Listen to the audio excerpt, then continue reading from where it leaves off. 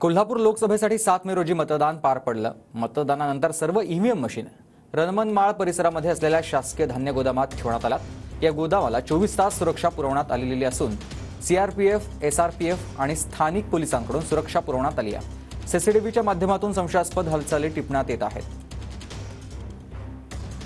राज्यात 4 टप्प्यामध्ये लोकसभा निवडणुकीची मतदान प्रक्रिया पूर्ण झालेली आहे आणि ज्या मतदारसंघातील सगळे ही मतदान प्रक्रिया पूर्ण झाली आहे त्या ठिकाणचे ईव्हीएम मशीन हे सुरक्षितपणे स्थानिक प्रशासनाने ठेवलेले आहेत।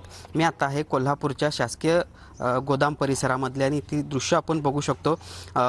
7 तारखेला मतदान प्रक्रिया पूर्ण झाल्यानंतर या ठिकाणी कोल्हापूर लोकसभा मतदारसंघाचे ईव्हीएम मशीन आणि व्हीव्हीपॅट मशीन जे आहेत ते याच रमणमळ्यातल्या शासकीय धान्य गोदाम परिसरात ठेवण्यात आलेले आहेत। बारामतीमध्ये ईव्हीएम मशीन ज्या ठिकाणी ठेवण्यात आले आहेत तिथले सीसीटीव्ही बंद असल्याची तक्रार, तसा एक व्हिडिओ रोहित पवार यांनी ट्विट केला आणि त्यानंतर एकूणच राज्यभरातील मतदान झालेले ईव्हीएम मशीन सुरक्षित आहेत का असा देखील एक प्रश्न निर्माण झालेला होता आणि त्यानंतर आपण कोल्हापूरमधला हा सगळा आढावा एक रियालिटी चेक करण्याचा प्रयत्न केला आणि कोल्हापूरमधली ही दृश्य आहेत। मोठ्या प्रमाणावर पोलीस या ठिकाणी तैनात करण्यात आलेले आहेत। सुरक्षेची पुरेपूर काळजी स्थानिक प्रशासनाकडून घेण्यात आलेली आहे आणि त्याचबरोबर वेगवेगळ्या अधिकाऱ्यांचं पथक देखील दिवसातून 3 ते 4 वेळा या ठिकाणी भेट देते आणि सुरक्षेची काळजी घेते। व्हिडिओ जर्नलिस्ट सुनील काटकरसह भूषण पाटील, TV9 मराठी, कोल्हापूर।